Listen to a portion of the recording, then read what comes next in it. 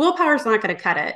I actually have a chapter in the book called Willpower Won't Keep You from Eating the Thin Mints. It's like the idea that we can't Yeah. rely on willpower and motivation. And a lot of us, this is kind of how we were raised up. Like, if you want it bad enough, you'll make it happen, you'll commit, you'll have the motivation. But, it's like New Year's resolutions. That's, kind of where the chapter came from, is like by the time Girl Scout cookie season rolls around about February or March, we've lost our New Year's resolutions. We just can't stick to those habits because our motivation has waned. So if the only thing that you're relying on is willpower and grit and motivation, you're really setting yourself up to fail. And we need something else. And honestly, more than anything, a simple plan is the number one thing that's going to see you through. And again, it's something there's a lot of research behind, where they've looked at this, and you are 3 times more likely to stick to your goals if you have a simple plan versus just relying on motivation. Hey, welcome to the show. This is your host, Amber McCue, and we have another incredible conversation coming up today. Have you ever felt like a lot of the productivity, the habit, the high performance strategies that are out there are dated? Like they're rooted in a different time, in a different era where we were focused on hustle and push and getting the most possible done all day, every day, work it, like keep it going. I sometimes feel like the productivity and the habit strategies that are out there are a little bit for a generation and a time that I do not want to live like anymore. And this is why I am so excited for this conversation with Julie Lowe today. She has a new book out called A Few Good Habits. The premise of this book is many high achievers burn out because their personal and professional lives are out of alignment. But we don't have to sacrifice the quality of our work in order to have a fulfilling personal life and take care of your mental and physical health. All we need are a few good habits. And in this episode, she's going to share with us the top 2 habits that we can put in place right now. If you're like, okay, where should I start? Some low-hanging fruit, the things that are going to have the most impact. We've got you. We've got you. I didn't ask her all of the habits that are in the book. We are going to have to read it. I would have went on and on with this interview because she's sharing the research and the science and specific strategies that you can start to implement. And I pulled through some examples from my life that I've got going on as well. And this is just going to be such a powerful conversation with Julie, who's an author, a speaker, a certified high performance coach who uses neuroscience-backed practices. She teaches ambitious professionals how to prioritize mindset, health, and relationships without sacrificing quality. Her expertise has been featured on Good Morning America Washington, the nationally syndicated TV show The List, Huffington Post, and Yahoo Life, to name a few. And like we said, first book, A Few Good Habits, has debuted. So check it out. But first, listen to this episode because we're going to get you the things you need to do first. Then we're going to be reading the rest together. Let's do it. Julie, welcome to the show. Thanks for being here. Oh, thanks so much for having me. I'm excited. Oh my gosh, absolutely. So am I. I am also so dang excited about your new book that you've got out. Congratulations. Thank you. So excited. Oh, tell us all about it. Yeah, so called A Few Good Habits. It's my first book, and it's definitely been a bit of a passion project. I'm such a book nerd. I've always been a huge reader and always kind of wanted to write a book. But this is near and dear to my heart because it really kind of combines everything I've learned over the past few years about how to reduce stress and live in a way where you can be an ambitious person and go after your dreams and your big goals without burning yourself out, which is what I was doing before I learned all of this. Oh, I love this. And the name of the book? A Few Good Habits. Yeah. So dang good. I love this. And even that name, A Few Good Habits, like, oh, this doesn't sound overwhelming. It doesn't sound like I have to do some big makeover of my whole life. Tell me about, is there something to that name? Like, how did you get there? Yeah, really the whole point and purpose of the book was looking at the advice I was seeing out there, because I was reading all this stuff about habits and high performance and also about stress reduction and how to really have good routines. And either everything was kind of conflicting, or the big theme was it was so overwhelming. It was Yeah. these like 20-step morning routines where you have to have 2 hours to do them. Or, I was listening to this burnout class, and the woman was like, well, the solution is you just sleep until your body's ready to wake up. And I thought, Oh, what that would be world are you so living? nice. If I roll into school at 10 a.m., like with a latte and like, sorry, we just don't do alarms in our house. Like we sleep till we're ready to get up. I thought, you definitely have to be an entrepreneur, and you definitely couldn't have kids for that to work. Yeah. It's a lot of it's such nonsense. And then we Yeah. beat ourselves up when we can't do it because we think like, well, they're doing it and it's working. I should be able to do it. And I thought, you know what? It doesn't have to be that hard. And so much of this is honestly common sense, the things that really make a difference. But it took me literally a couple of years reading all these books, going through all these coaching certifications to figure this out. I'm like, it shouldn't take thousands of dollars and years and training to figure out like, okay, how do I be a productive, ambitious person and not burn myself out, wreck my relationships, wreck my health because I'm burning the candle at both ends. So I really kind of sat down and was like, okay, what has worked, what hasn't, and boiled it down to just 4 good habits that are so Mm. simple, but they're so important. And they have that trickle down effect where if you just focus on these, you get like more bang for your buck. And it has this huge impact on your life. This is so good. And it's so true. I'm just running through so many people that I have talked to who've said, man, all of the books about productivity, about habits, so many of them are not designed for the life that we Mm-hmm. are living. And Yeah. it's so interesting because I've been reflecting a lot lately on how much sleep I am getting right now. Mm-hmm.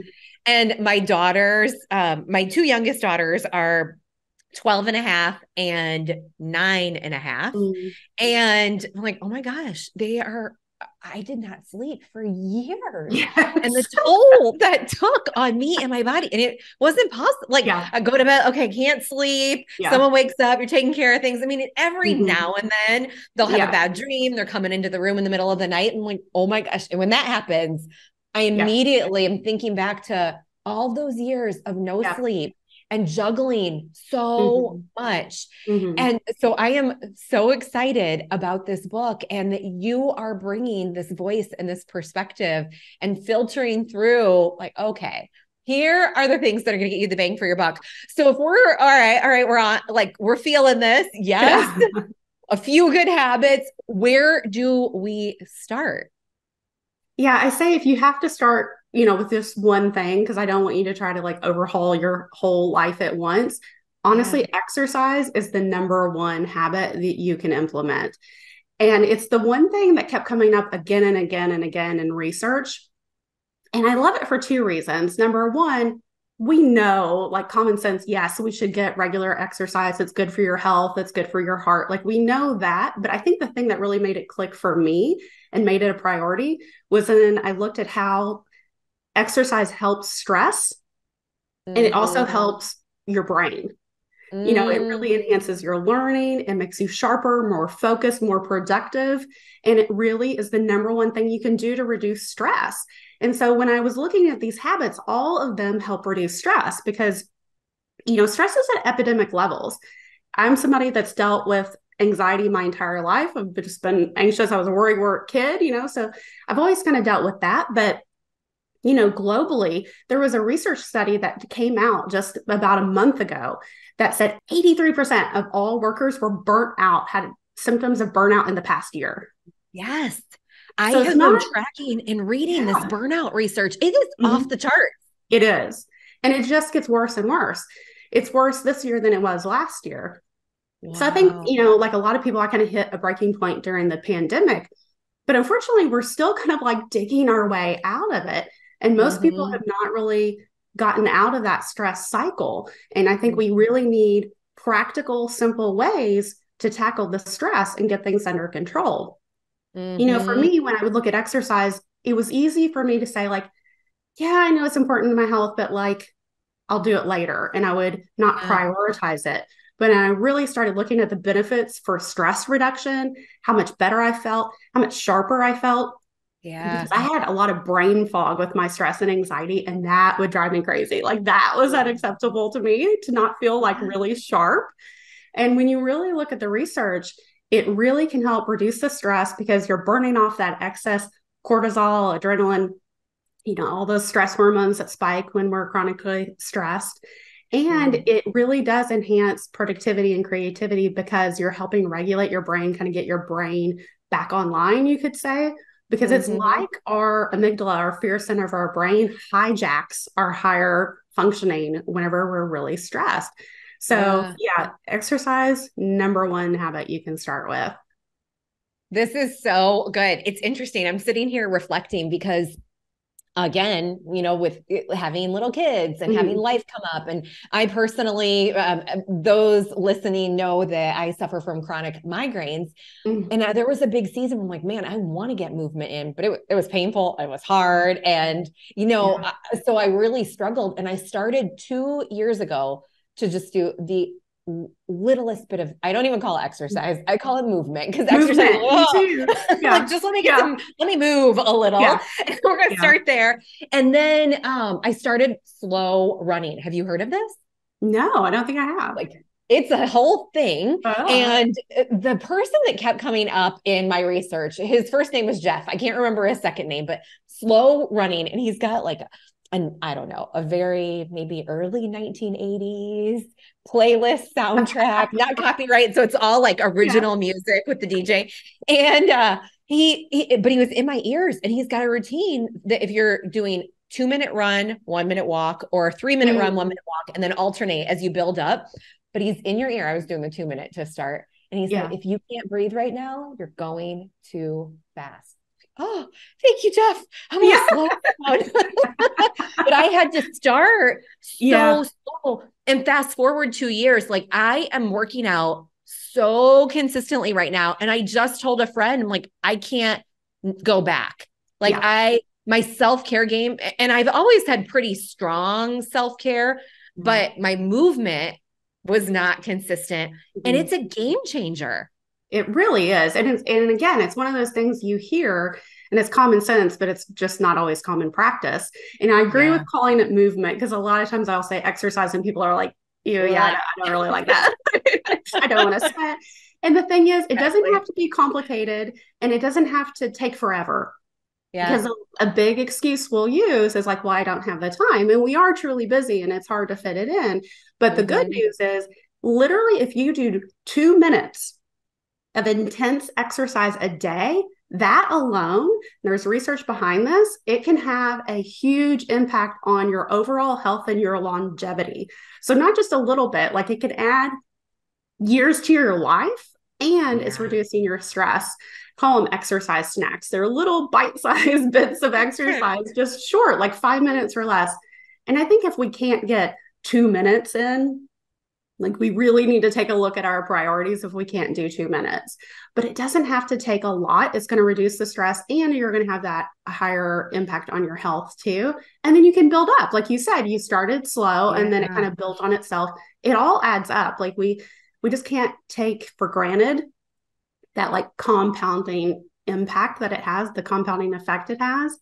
And the other Yeah. thing I'll say about movement is we also have to remember that we need to have regular movement during the day because then Yeah. the trap that some people fall into is they'll go like, well, yeah, but I work out every morning 20, 30 minutes. Like, awesome. Do you then sit at your desk for like 12 hours and not really get up? And they're like, yeah. there's there's research that says you're almost, I don't want to say negating the effect of that workout, but it's not doing you as good if then you just sit the rest of the day. That regular movement throughout the day, it can be literally, this doesn't have to be intense. It could be getting up, walking down the hall, getting a drink of water, like letting the dog out, whatever. It can be just little, but we need that regular movement where we get up off our butts and out of our chairs because, for us with desk jobs, it's so easy. Like you get into flow and you just realize like, oh Yeah. shoot, like 3 hours have passed and I've not got out of my chair. So that's important Ooh. too to mix in.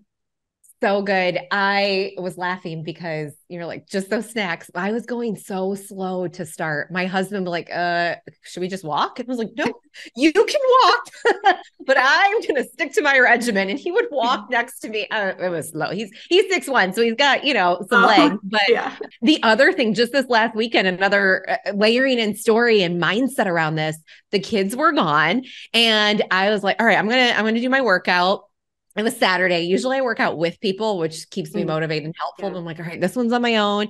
I've got that whole to-do list in there. I could just go do that. And we're like, no, the to-do list will still be there. Yes. Spend an hour. You're going to be good. But there is a lot of mindset and like self-coaching that goes into shifting these habits and making them stick. Yeah. Yeah. To-do lists are like laundry. Like it never ends. You're never going to get done with it. There's always going to be something there. True. They just keep refilling. Keeps coming. So I think it does help to remember like the to-do list really can wait. Yeah. You can take that time because you're never going to have everything done. Yeah. I just don't, I don't think it's possible, honestly. No.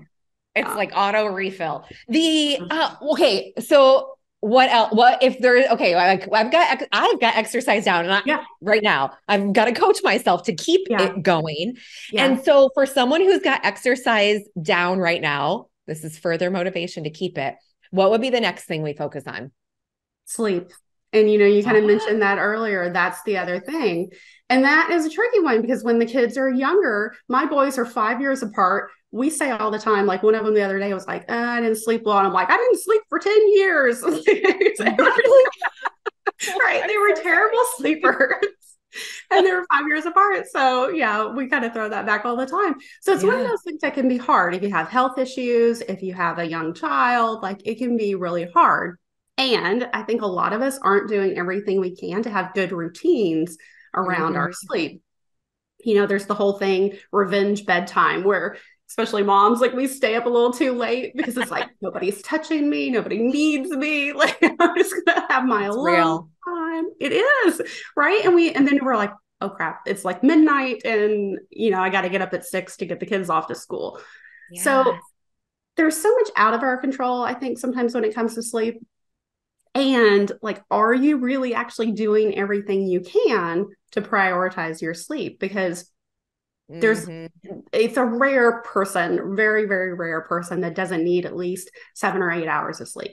50 years of research on this one. Like we just have to accept it at this point that we really do need that much sleep. We're not that unicorn that can function on 4 hours. And not just function, but thrive. Like nobody wants to just be dragging themselves through each day. So really prioritizing that. And I kind of think of it like, our kids have bedtime routines. We need them too. I don't think we outgrow it. So, are you doing the basic things to make sure that you're winding down and setting yourself up to get that sleep and doing the basic math of how, what time you need to get into bed. Yeah, I love this. This summer, I didn't plan this, but there was about a 10-day window that I had. And I was very lucky. I had less going on. The kids were not with me at this time. So, and my husband wasn't with me. So I didn't have to worry about anyone else. I love hanging out with them. I love going on vacations with them. But I was like, I worry about, you're just thinking about other people a lot when you're in community. And I happened to be by myself for this time. I went to bed at 8:30 every day. Yeah. Like, okay, the sun's gone. I don't know why the sun was setting so early. We were at a place where the sun was setting. Yeah, exactly.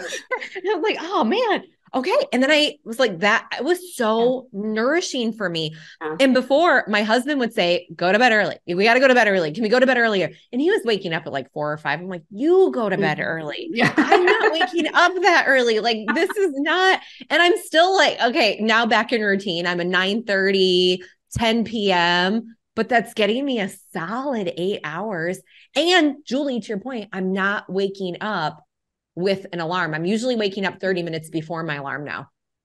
Yeah, because your body got what it needed, right? So everybody's going to be a little different, but 7-8 hours is pretty standard. Oh, good. And we just have these habits, like you said, of not feeling like we need it and then staying up late or, like having a drink every night, like a glass of wine or something. Yeah. And unfortunately, it's a nervous system depressant. So it might help you fall asleep faster, but it will actually make you be less restful.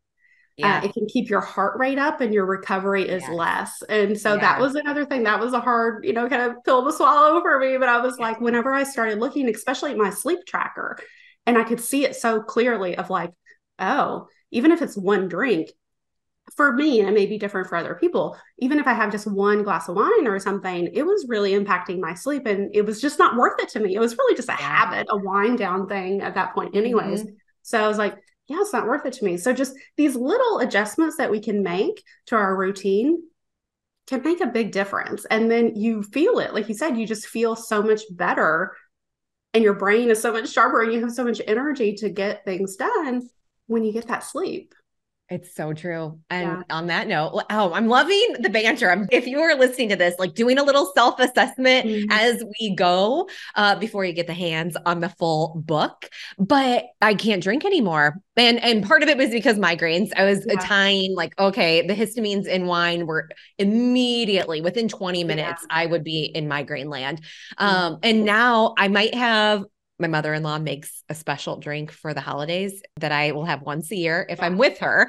And Yeah. then otherwise, maybe a birthday tequila, Yeah. but with no sugar because so Yeah. listening, because I would get a headache, Mhm. migraines, or the anxiety would just, woo, like I could Yeah. feel the heart rate going. So hearing you say, I'm like, yep, yep, Yeah. yep. Yeah. And just knowing yourself, because, Yeah. that's the thing. Like you have to make your own choices, but just knowing your own self and being aware and paying attention, because I didn't really pay too much attention to it before I kind of saw the signs on it. Cause I thought, well, it's one drink. Like, does it really matter? Like, is it really going to Mm-hmm. make that much of a difference? For me, it did. And especially looking at there's something called an HRV score, a heart rate variance score. And it's really, if you have a sleep tracker like an Aura ring, it'll tell you that. And it's telling you how well you're recovering, how Wow. restorative is that sleep. And when I could look at that and go, okay, I got the hours, but I wasn't really recovering as well as I could have. Again, it just wasn't worth it to me. I feel like we have to have these things that just chip away at all this built up stress that we have, because most of us have been operating in chronic stress for years and it just adds up, sort of like Mm-hmm. sleep debt. I call it stress debt. Wow. Yeah. Like every day we have, it may be little stressors, but we have things on a regular basis that add up and up. Body keeps the score, the body holds on to that stress. And so you have to have that good baseline of exercise, sleep, things like that, and something that you're doing every day to chip away at that stress debt. I think sleep and exercise are the top two. And then there's more you can do to build on that. But you at least need that for that baseline if you want to even be like a fully functioning human, I think, to chip away Yeah. at that stress and to really function. I completely agree. Those stress levels and thinking about the burnout that we have faced Mm-hmm. and is rampant. Okay, we're going to sleep. We're going to get our movement in, everybody. You got to let Julie and I know. We're going to link up all Julie's contact info. And I want you to tag us in as you start to implement these and start to build some new routines about these two. But as we think about reducing the stress, we're building habits around it to chip away at that and also sustain and keeping like I'm like, okay, yeah, this is good Yeah. motivation. This is a good reminder to keep those things going. And that having an affirmation like this helps me lock in like the next day. Actually, one of the people I was training with, he's like, one more minute, you can do one more Yeah. minute, you can do one Yeah. more workout, you can do one Yeah. more. And I like going a little slower because I want to come back for Mm-hmm. another workout. I want to Yeah. be back for another client call. Like I just want to keep Yeah. it like keep coming back. But how do we sustain like willpower alone? Oh, yeah. I'm not going to cut Just willpower through. How do we kind of sustain these it. habits? So stress, Yeah. we don't have to have the constant recovery. Yeah, for sure. Willpower's not going to cut it. I actually have a chapter in the book called Willpower Won't Keep You from Eating the Thin Mints. It's like the idea that we can't Yeah. rely on willpower and motivation. And a lot of us, this is kind of how we were raised up. Like if you want it bad enough, you'll make it happen, you'll commit, you'll have the motivation. But it's like New Year's resolutions. That's kind of where the chapter came from, is like by the time Girl Scout cookie season rolls around about February or March, we've lost our New Year's resolutions. We just can't stick to those habits because our motivation has waned. So if the only thing that you're relying on is willpower and grit and motivation, you're really setting yourself up to fail.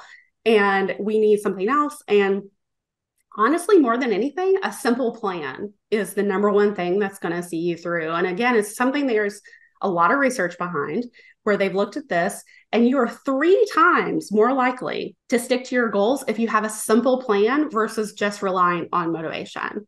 They've been Yeah. able to break it down in studies 3 times. And it doesn't have to be complicated. It's literally like if you're talking about working out, I'm going to work out for 20 minutes on, Monday, Wednesday, Friday in my home gym. Boom. Yeah. That's it. It doesn't have to be some complex, like 3-page document or something where you figured all this out. When and where, what are you going to do? How long are you going to do it? That alone makes you 3 times more likely to actually stick with it.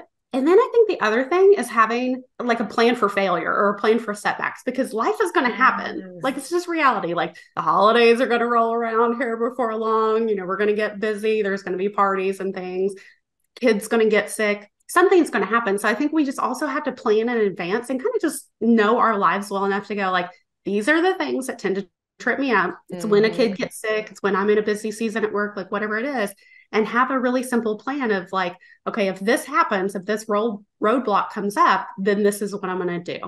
And then if you have that plan, instead of just going like, well, screw it, I'm just not going to work out anymore because it's raining and I can't run, then you're like, okay, I know what to do. If it's raining, then I, hit the gym instead. Or, if my knee's feeling bad today and I can't run, then I'm going to do yoga instead. So at least I get something done. But just that simple plan. So it's not just screw it, I'm not doing anything. What can you do that's something to still meet your goal? I love hearing that research around the plans. I researched the research around the plans also. And I agree. It doesn't have to be complicated when we're working on business strategy, goals, and plans in our life either. And this is so cool that there's research supporting 3 times more likely to hit your goals if you have a plan. Yeah. I mean, one study actually said, the scientists literally said motivation had zero impact on whether or not you succeeded. Zero. They had a control group where they just told them to track their exercise. They had a group where they used motivation, like told them how it was good for them and all the benefits, and they motivated them. And then they had a group where they used motivation and a plan. The control group and the motivation group performed exactly the same. Oh my gosh. The motivation didn't increase their odds of working out at all. And how do we define motivation? Is that like, I want to do it? I really want to do it? Like a deep desire? Like, that's the other thing. I mean, motivation, it can be on a continuum, right? Like, I want it versus like, I've got to make this happen. The thing that I kept coming back to though, is that even when I had a quote unquote, like big why, where it's like, okay, this is really important to me, and I felt like really locked in, it doesn't seem to maintain over the long term, because it can be this big nebulous idea, this like, that sounds really nice, like I'm doing it for the kids or like whatever, where you feel like that should be motivating. But in the day-to-day moments when we're tired and we're stressed, like, it can be really hard to tap into that. And so that's why I think when it comes back to having that plan and setting that standard, it just makes it so much more real, so much more concrete, instead of this nice to have big nebulous idea. Even if it feels good, the why never quite saw me through. And I think it's because the why is basically motivation.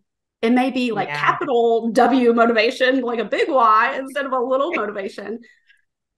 But when you're in it, it doesn't stick always. It doesn't. And, as you were talking about that, just like anytime you have a goal or a vision, or you've got a why, there are a lot of different ways that you could get there. And in the moment, I'm totally thinking like, I've used my why to change in the moment approach. Like, oh, I don't feel good. It's okay. It's important for my kids to see me rest also. Like, and this is true too, but sometimes the not feeling good is like, no, you can still work out. It's not like, So, and there's a bit of excuse making in there, but you can also like shift the way that you get to the why, or what supports the why, which is why I think if you've got a plan, like, no, this is what I'm doing. And yes, you can change the plan, but once you have defined it, it's like, no, that's what you're doing. And it's Yeah. harder to come up with excuses. Like, well, I could change, like, yeah, you can, Yeah. but you still need to work out. So Yeah. it's harder to argue with the It is. plan. And I think if you have set a standard around it, and they'll often call this a floor and a ceiling, where you have a Yeah. minimum that you're going to do. Minimums can be really helpful to establish a habit. A maximum, a ceiling, can be really helpful to cut back on things that are quote unquote bad habits that you're trying to do less of.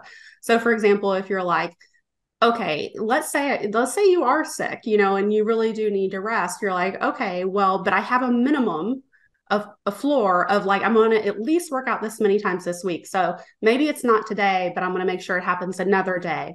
Or, I'm not feeling my best, so I'm not going to do that really hardcore, like, 60-minute workout or something, but I am going to do like Exactly. gentle Oh, yoga or something just yeah. so I'm getting up and moving during the day. So have that minimum of like, even if it's, jumping jacks for a minute or like whatever it is, like have that minimum that is a standard for you. And then, like I said, for quote unquote bad habits where you're like, okay, I am on social media way too much. I'm glued to my phone. I really need to be on it less. Well, what's your maximum? Don't just make it like, oh, I need to use it less. Because then how are you going to measure that? Like, you're not going to really know if you're being better about it. So be like, okay, maximum, I'm not on it any more than 30 minutes a day. That's your ceiling.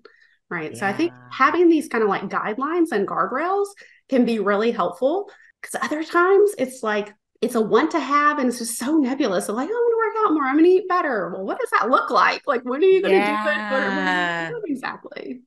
Yeah. That's so good. That's actually one of my minimums is eat. You have to eat. I have to eat because that's when I get in the Yeah. chair and I'm like, I'm going, I'm Yeah. fine. And then I just start to, I've now with my earlier to bed routines and I'm like, oh, Yeah. I'm crumbling. Like I'm Yeah. literally in squishing, bending. I feel like you're Oh, slide it's out of so your chair bad. sometimes. Yeah. Exactly. Yeah. Oh, and even calls, the other standard I'm starting to set because I'm in a different time zone, it's very easy for me to work late my time, Mm-hmm. afternoon, late afternoon, Eastern or Central when the team is Yeah. still on and going in the US. And I've had to like, oh, I can't. I have Mm-hmm. consistently, now, of course, there's the one off, but Yeah. my routine needs to be that I'm going to wrap up at a reasonable hour my time each day. And I know Yeah. the team's got it, but you get working and Yeah. it's fun to collaborate and Yeah. like, I've got to wrap it up because Yeah. it impacts everything. It flows through. So it's Mm-hmm. one part going back to what you said at the beginning, knowing yourself and what are your structures and what are your needs. And I love this floor and the ceiling. Like this will be Yeah. my minimum, or I can Yeah. adjust it to this day. I've got 3 days Yeah. this week. Yeah. Yeah. And it may not happen today because, yeah, something, life happens and we have to be somewhat flexible and we have to give ourselves a bit of grace. And like you said, if you're sick, like, yeah, you need to rest and don't let yourself like slip slide, because that's when we can really get off track. It's like we have one legitimate excuse, but then we fall off of our routine and don't get back up. That's Yeah. when we're really in trouble. Oh Yeah. my gosh. I am so dang excited. Notice, I know you said there were 4 specific habits and we only Yeah. got 2 of them Yeah. on this episode. And I'm not even going to ask the other 2, y'all. We are going to have to go read A Few Good Habits, which is out now. Julie, what else is we're thinking about shifting just a few things that are going to have high impact? Is there anything that we have not covered that you want to make sure we are thinking about before we get into the book? Just one sort of reframe that I love to use is that if you're somebody that thinks of yourself as like an ambitious, like high performer, somebody that's up to big things in the world, and you have found that you're really successful in your career and you're bringing a lot of like intention and focus there, and you're letting your personal life, whether it's your health or your relationships, kind of slide. The thing that really was like a gut check for me was when like, I'm actually not congruent. I consider myself this like a high achiever, high performer, but I was only really a high achiever in my career and not so much in the rest of my life. And we sometimes think it's got to be an either or. Like, well, I'm Mm-hmm. really busy. It's a busy period, a busy season in my business or whatever. And like I'm growing and like the other stuff will just have to wait. It can't wait forever. Right. And we're really being incongruent if we're not bringing those same high achieving attitudes and the same intention and focus and purpose to the rest of our lives as we are to our career. So it's not about picking and choosing. It's really just about kind of like bringing more of the same attitudes that make us so successful in our careers to our personal lives. And that to me is the big shift. Yeah, that's good. Carry that right on over. How are you showing up in those areas that are important, but then there are other areas that are important? And are you giving them the same TLC? Yeah. Yeah, that's good. Julie, thank you for being here. Where do people find you? So the book is out October 5th on Amazon. It'll be coming later to, like bookstores and things, but for now it's available on Amazon. Oh my And gosh, you go can, get it.